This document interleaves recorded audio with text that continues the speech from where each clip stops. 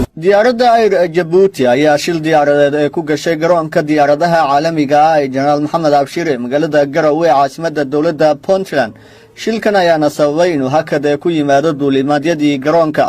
wasiirka wasaaradda duulista hawada iyo garoomada dawladda Puntland Ilyas Cusmaan Lagator Gabiley oo shir jaraa'id ku qabtay garoonka diyaaradaha General Maxamed Abshir ayaa ugu horeyn ka warbixiyay shilkan ay garoonka ku gashay diyaaradda air Djibouti. runtii maanta oo ah 2 December waan joogno garoonka International Airport Maxamed Abshir waxa saaka shil yar ku soo gaaray diyaarad 737-500 oo ah Djibouti airline saacadu markay ahayd 9:23 daqiiqo diyaaraddaas flightkeedu wuxuu ahaa Djibouti Hargeysa Garoowe waxay siday 34 qof oo isugu jira crew iyo dadkii ay siday diyaaraddu xilligii caga dhigashada waxa pilotku ku degay meesha caga dhigashada ka hor buu cagaha ku dhuftay 300 mitir ka hor meeshii ay ahayd inuu maaragtay halka runwaygu ka bilaabmay oo geeskiisa ah oo halka ciida runwayga bilowgiisa oo noqon kara runwayga geeskiisa oo dibadda xitaa ciida dibadda ah runtii wixii inta ka dambeeyay pilotku aad buu u dadaalay iyadoo motorku u shidan yahay waxay la tagtay 1600 oo mitir inuu maaragtay uu aadna ugu dadaalay inaysan kala bixin maaragtay runwayga aysan kala bixin waxa uu qarxay hal taayir iyo kii kale oo neeftu ka baxday ka bacdina wuxuu dhinaca ku dhuftay injiin kamid ah uu dhulka jiiday dadku wax dabay kama kicin diyaaradda wax dhaawac iyo wax soo gaarayna guud ahaan ma jirto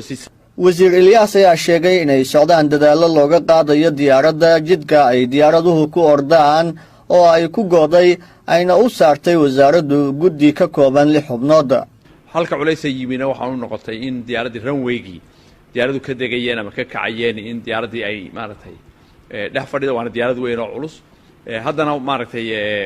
khabirada wasaaradda iyo khabiradeeda iyo qaybta duulista hawada ee maaragtay garoonku waxa lagu mashquulsan yahay si diyaaradda looga saari lahaa runwayga guud ahaan waxaan u magacawnay guddi ka kooban 6 xubnood oo maaragtay hogaaminaya wasiirka wasaaradda wasiir Cabdicasiis agaasime Cusmaan pilote moto ah agaasimaha aviationka wasaaradda maareeyaha airportka Cabdirashiid engineer Nicholas oo ah engineerka diyaaradda iyo madaxa towerka Xamiim 6daas qof baan u magacawnay maaragtay inay reportka guud ahaan soo diyaariyaan. ugu dambeyn wasiirka wasaaradda duulista hawada iyo garoomada dawladda Puntland Ilyas Cusmaan Lagator Gabiley ayaa beeniyay warar lagu baahiyay baraha bulshada kuwaasi oo la xiriiray inuu dab ka kacay diyaaradda lana waayay damiskii garoonka. diyaaradda wax dabay kama kicin guud ahaan waana tagi doonaa oo diyaaradda ka kacay idinka indhihiina ku soo arki doonaan wax dabay ka kicin runtii pilotku aad buu dadaalay wala injiinku waa shidnaa dabdamisku inuu shaqeynayana waa haddeen u tagayna indhihiina laftigeedu ku arki doontaan waayo wixii maaragtay indhahaaga ku arki kartid oo idinka midiyaha idinka taa ka marqaati furi doonaan filaya taasa jawaab ugu filan. Cabdirashiid Cabdullaahi Warsame raadiyaha iyo telefishinka dawladda magaalada Garoowe.